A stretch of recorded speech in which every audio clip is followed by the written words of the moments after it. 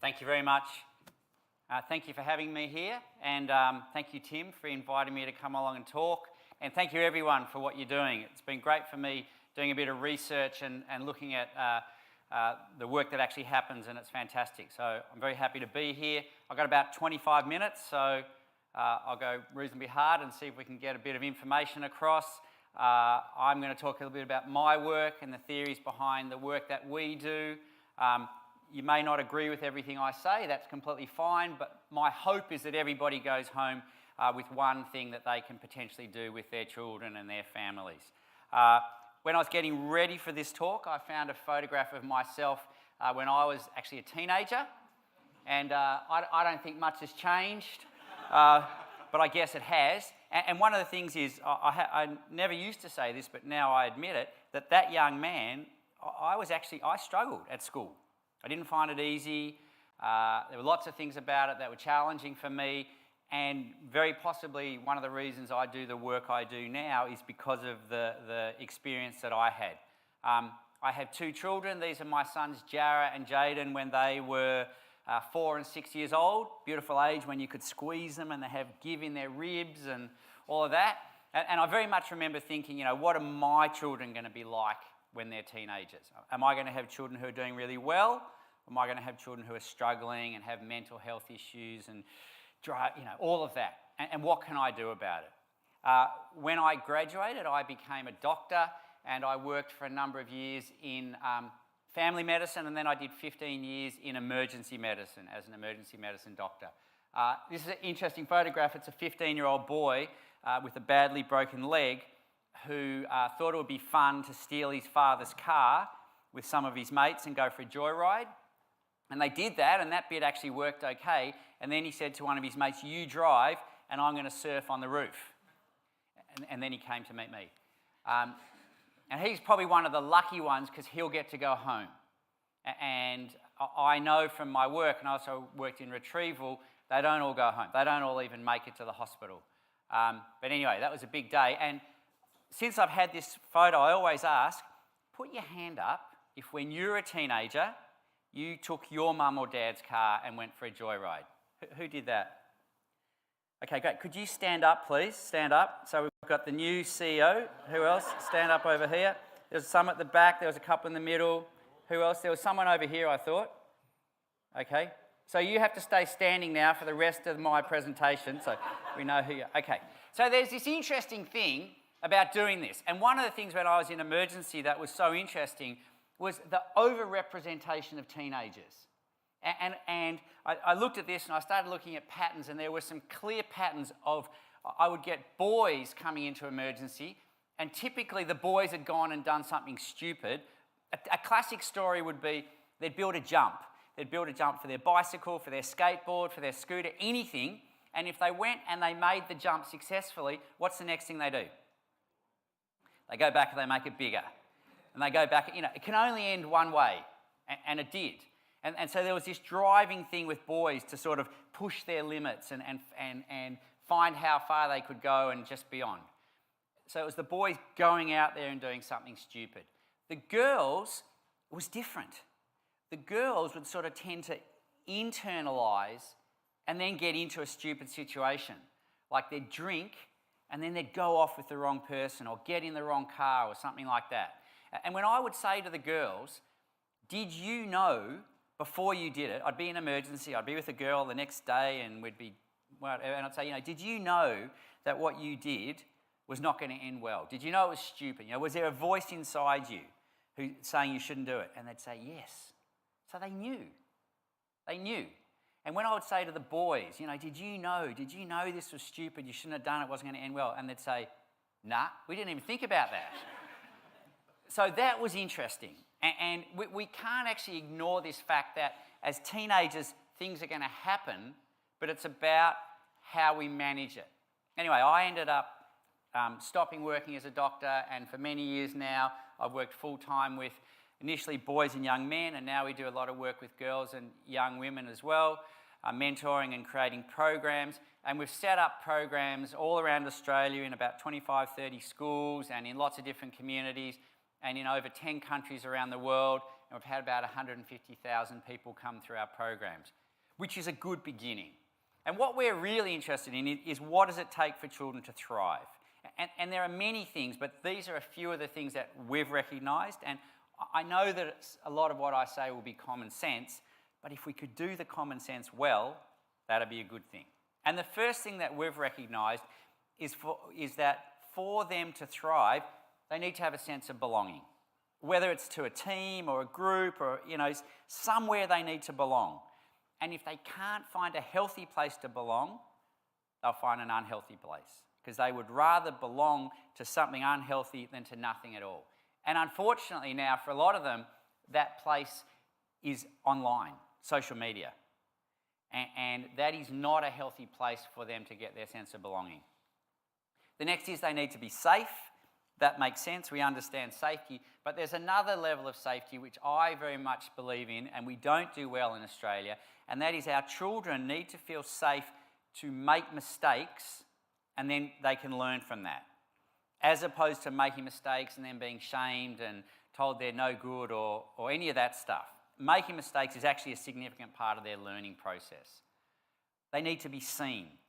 So every one of our kids is different. They've all got their different talents and gifts and beautiful things, and we need to find a way to recognise and bring out what is in each of them and have that shine, as opposed to all of them thinking they have to be the same and they have to be a certain way or there's something wrong with them. And then the final thing is, there are certain skills that they're going to need in any community to get by.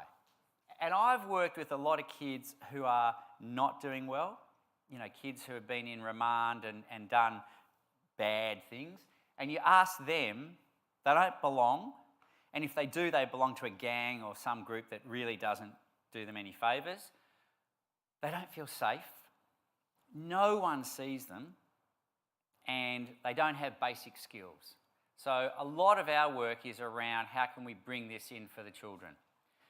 And I want to show you some research. I was talking to some of the board members earlier, and it was interesting because it totally correlated. There's some research that came out of the Royal Melbourne Institute of Technology some years ago, and they tested people's happiness or subjective well-being, how they felt about life, how they felt about the future. And this is the graph that came up. 12 years of age, 16 years of age, sort of comes along, and then about 70, it goes up like when you were 12. So if you live till you're 70, you'll be happy like you were when you were 12, which is good to know. But I'm very interested in this part of the graph, because in Australia, and I think you know it, we have a major issue.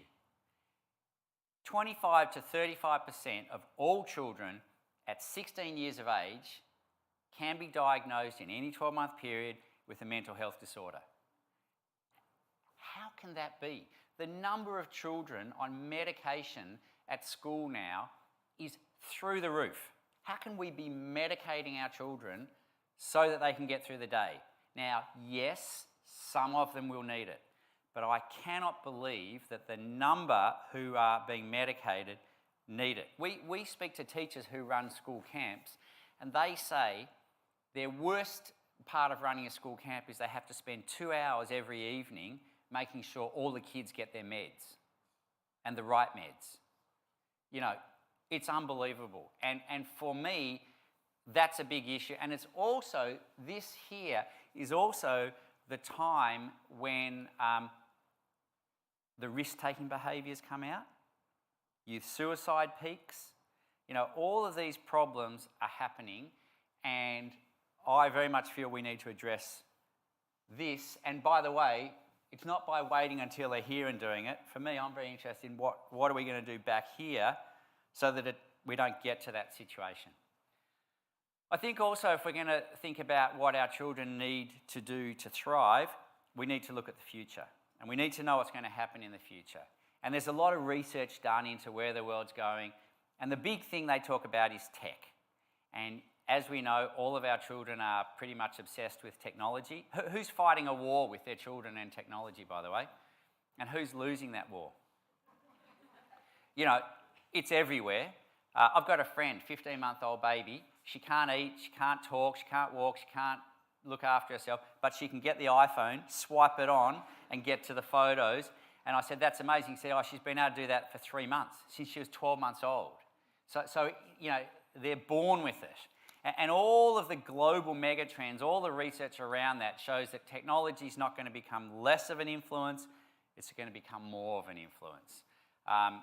Everything with artificial intelligence is just starting.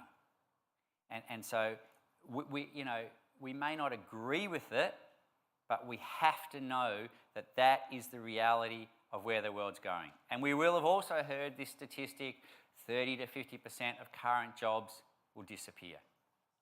But the flip side of that is that there'll be lots of jobs, and many of our children will be doing jobs that haven't even been invented. So if I'm going to educate my child, I certainly don't want to be pushing him through an educational stream that's going to have him end up in a job that doesn't exist anymore. So it is really worth considering what jobs are going to be around and what jobs aren't going to be around. Last year I was in Singapore and I was at the National University of Singapore, rated the 5th best university in the world. Top Australian university, I think, is in the 50s. And the Singaporean government, it's very interesting because they have such a high emphasis there on education, and yet their graduates are struggling to get jobs. So the government of Singapore has invested $1 billion into researching what's going on and what they need to do.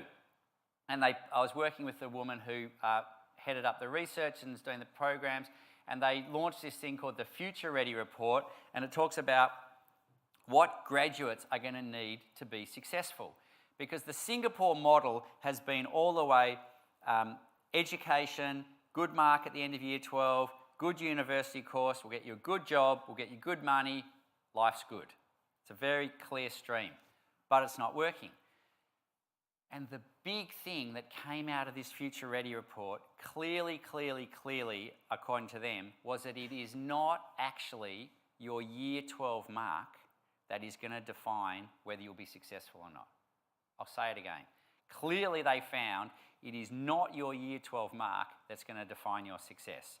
And what they came up with this $1 billion is that what is actually going to define the success of our children is something called 21st century life skills. And by the way, I can send this to, and we can send it out if because I'm going to go through it fairly quickly. And there were a few skills that they found were key. Number one, resilience. So, stuff's going to happen to all of us, and what's going to define our success is not about whether or not bad things happen, it's whether we can learn and grow and bounce and come back from that. And somehow we need to be teaching that to our kids. And we don't. And there's this massive anxiety they have about getting anything wrong. And they also have their number one anxiety for children, according to the research, is about their year 12 mark and the exams and the pressure and the stress. And the research is telling us it was actually not the most important thing. I mean, I believe we need to have classes at school where they fail. We need to have fail classes. So they learn resilience. When I was working as an emergency medicine doctor, we used to do scenario training.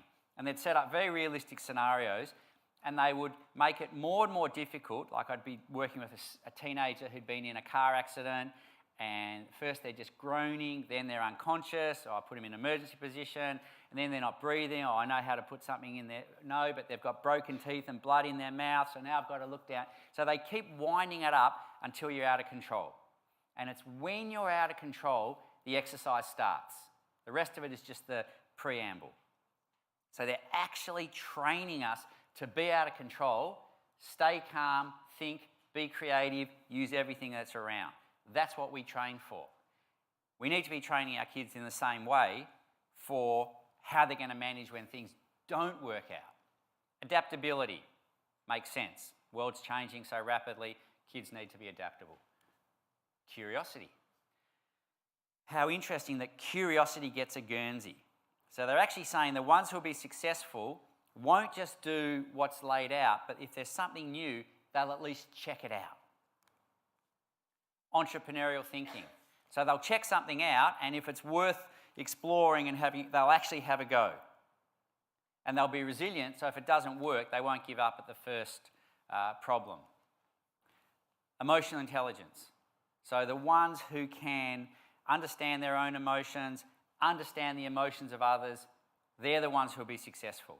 And for me, what this is saying, if we think what jobs are going to disappear and what jobs are going to be invented, the ones that are knowledge-based, in other words, if all of it's accessible in your phone, computers are going to do them. Those jobs will disappear. The ones that are going to continue, or the new ones, are going to be the ones that require the resilience, the adaptability, the entrepreneurial thinking, the emotional intelligence. They're the ones. My son's a robotics engineer. He got a job recently.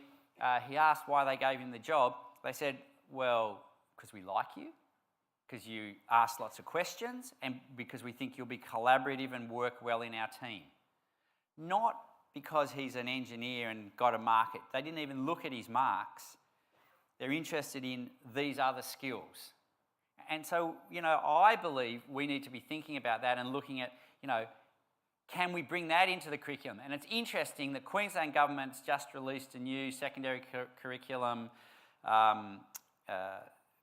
thing, and one of their key steps now is teaching the kids life skills, because they're recognising it's so important. In fact, I want to know, I'm going to be a bit radical here, why aren't our kids allowed to take their phones and computers into their Year 12 exams, use them and ring up anyone they want during the exam? I mean, isn't an exam supposed to be a test of a real life scenario? And yet the only time I ever don't have my phone is in an exam. And I have to remember all this stuff that I don't have to remember because it's on my phone. And we have all these kids who are stressed and anxious, etc. Okay, so if we come to this graph and we see that we have this big struggle, what can we do? And what can we do as parents? And I've dealt with a lot of kids, I've dealt with a lot of families. In Australia, I believe the highest risk families are the very poor and the very wealthy. I need to say that. That is where we see the greatest issues. And the big thing I say to parents, and I talk all over the country and all over the world, is first of all, spend one-on-one time with kids. Turn your mobile phone off, find something that you both enjoy doing and do it. And it may be walking the dog, it may be kicking a footy, it may be watching a movie, it may be going surfing, playing, there's a billion things, but find something one-on-one, turn your phone off, don't ask them a million questions about what they're going to do or, whether they're getting hairs here or whether they've kissed someone. Just be with them. And when I do that with my kids, or when my kids were teenagers and I would do that, it was often on the way home in the car, they'd ask me something or tell me something. And if we could just do that, spending that, because we need, especially as they become teenagers, we need our worlds to be entwined rather than different. And if we're not careful, we're off at work being busy and successful and important, and they're off at school being busy, and we're not actually in each other's world. So spend one-on-one time. Share stories about when you were their age, including stories about when things went well and when things didn't go well. That's what they want to hear. They don't want you to hear you telling them how to live their lives and what to do, especially once they're teenagers. They want to hear your stories. I stayed with my parents last night. My dad's 89. Still wants to tell me what to do. And when he does that, it doesn't go well. But last night, he dropped into this space and he told me about when he was a teenager. He actually dropped out of school when he was 17, went to work at the vacuum oil company, and then at 21 he went back to school and did medicine. He had to have an argument for an hour with the headmaster to let him back into the school. And he did medicine, and he told me about stuff about when he hitchhiked up to Sydney and he got in trouble and all this stuff. It was fantastic. I sat there for hours listening to him. And I learned, and it does something for the relationship on many levels. So I would really encourage you. Also, really important, when your kids muck up, see the mistakes as a learning opportunity. Doesn't mean it makes what they've done okay, and there maybe has to be consequences, but it's about saying, all right, this has happened. What are we, how are we going to manage this? What are we going to learn from it? How are we going to make it so it doesn't happen again? if we shame them, we drive them away from us. And this is hard because the temptation can be, for me, to lose my temper and all of that, but I think we can do it very differently. And the next one, and this is really important, is acknowledging their gifts. Every one of our children is different. They'll all have something different and special. And I believe a significant role for us as educators, parents, is to find what's in them and bring that out. Okay. A lot of my work, when I looked at this graph and looked at what we could do and I couldn't find anything, and I started looking outside the box and I looked at communities around the world and Indigenous communities, and the thing that amazed me was to find that around about 13, 14, 15, every Indigenous community all over the world would have created a coming of age, rite of passage ceremony for their boys and for their girls. They would have done something to create this shift between child, and we want our children to be children when they're young, but then how do we support them to become young adults and hopefully adults who are going to be inspired about making a difference in the world. So a lot of my research has been around that. You know, the Maasai warriors would send their boys out when they were 13, 14 years old with a spear, and they'd have to go out and kill a wild animal, preferably a lion. In the Dagara tribe in East Africa, the girls would get tattooed when they started menstruating, and from that moment on, everyone in the community knew they were a young woman. They were not a girl anymore. They were treated differently. They were seen differently. In Vanuatu, the boys used to jump off towers and with vines tied around their ankles, the whole community would be out there. And by the way, this is just what I was seeing in emergency. Boys getting into fights with lions, jumping off towers, so it was no different.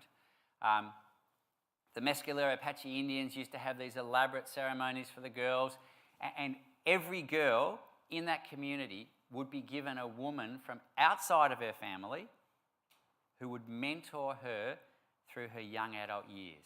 Imagine if part of our system was that every girl got an older woman to mentor her, ask her questions, teach her things, keep an eye on her. And if every boy had a mentor, I think that would make an enormous difference. And I believe that they really knew about this. And so I've spent a lot of time looking at, all right, so what are the reasons? Why did they all create these rites of passage ceremonies? And the first was to create this shift from child to adult behaviour. Child behaviour, it's all about me. I'm the centre of the universe. I'm not responsible for my actions. You know, I want a mother, a father, a hero. That's okay with an 8-year-old.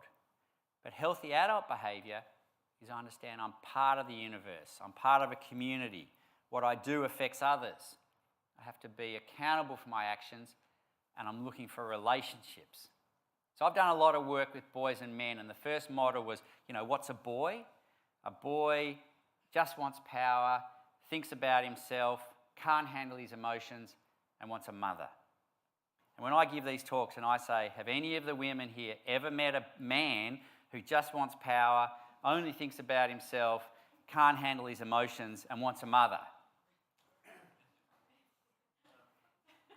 Yeah, and I think we have a situation. In fact, I believe we live in a world that's ruled by boys.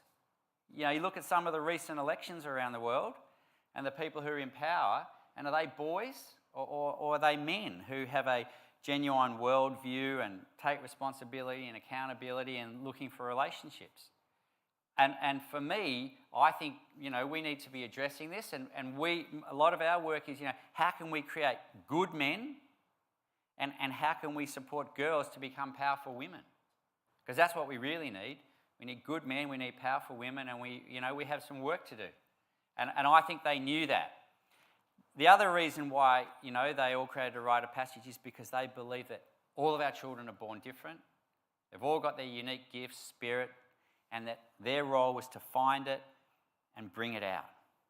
So there are kids who are mathematical, there are kids who are musical, there are kids who are empathetic, there are kids who are healers, there are kids who are storytellers, and there are all these roles in the community that need to be filled, and there are all these people with different talents, and if we can line up people with what they love doing, what they're good at, what they're passionate about, that's when they shine. You know, when I went to school, if you got a high enough mark at the end of year 12, you did law or medicine. I got the mark, so I did medicine. There was 150 kids in my year, about 140 shouldn't have been there. Have you ever been to a doctor and at the end said, that person shouldn't be a doctor? And yet when you go to a doctor who should be a doctor, it's amazing. They care, they listen to you, they're intelligent, they're compassionate, they're intuitive, they're helpful, they speak a language you can understand. You know, they're the ones that we want as our doctors. And so the theory is, as I said, if we can help find what's inside them, what they're good at, what they're passionate about, and get them doing that, that's when they're going to do the best. They're also, a rite of passage is a great opportunity to teach key life skills. You know, all of our kids are going to look for challenges. We have to ask ourselves a question, are we going to create them for them, or are we going to let them go out and do it themselves? You know, when the Maasai warriors used to send 20 boys out to kill lions, they might only get 15 back. They'd say, well, that's okay.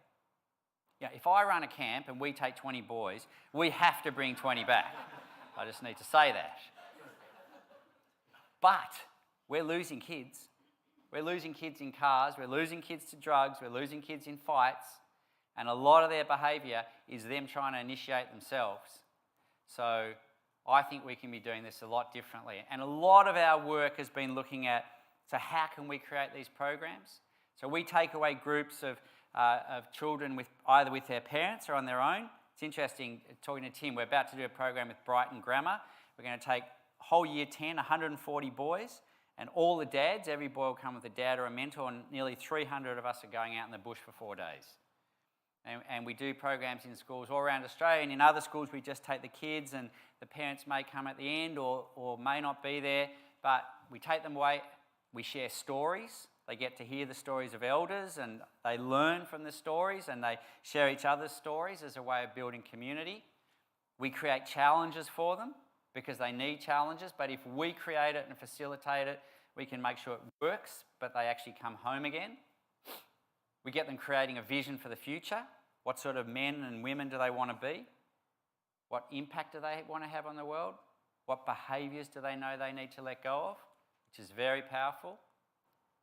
And we do this thing called an honouring, where we recognise their gifts and talents, their genius and their spirit, where one at a time we get the boy or girl sitting on a chair, and then everyone who's there sits in front of them, and the person who brought them on the program, their father, their mother, comes up and in front of everyone tells them what they love about them, what they're proud of, the gifts they see they have. And then one of the other people, another adult, a teacher, their friends, a bunch of people tell them. It changes their lives.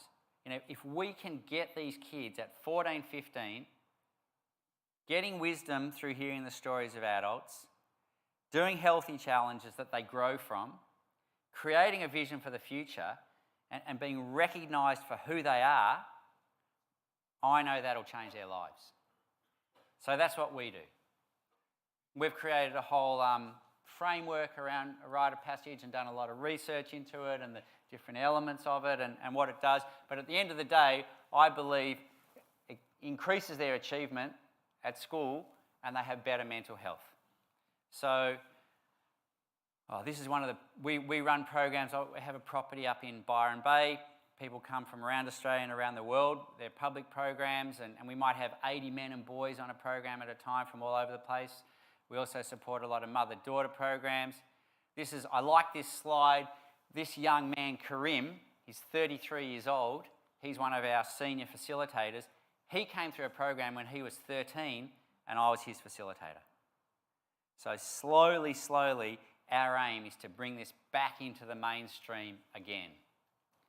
These are my two boys now. They're 26 and 28. And we have a policy that we have an adventure together once a year. So we might go surfing or a road trip or something that we do together, which is very special.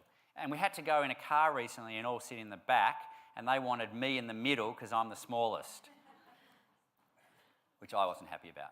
Anyway, I wrote a book about this called The Making of Men, Raising Boys to be Happy, Healthy and Successful. 90% of what's in it is equally as relevant to girls. There's a bunch of copies out the front. If you want to grab one on the way out, please do. There's also a little flyer in it which talks about our work, and it's got a website if you're interested. We do junior programs for 7 to 11-year-olds, and we also do a lot of leadership training. So that's my 25 minutes. Thank you for listening. Thank you for having me here, and I hope you all got something out of that. Thank you very much.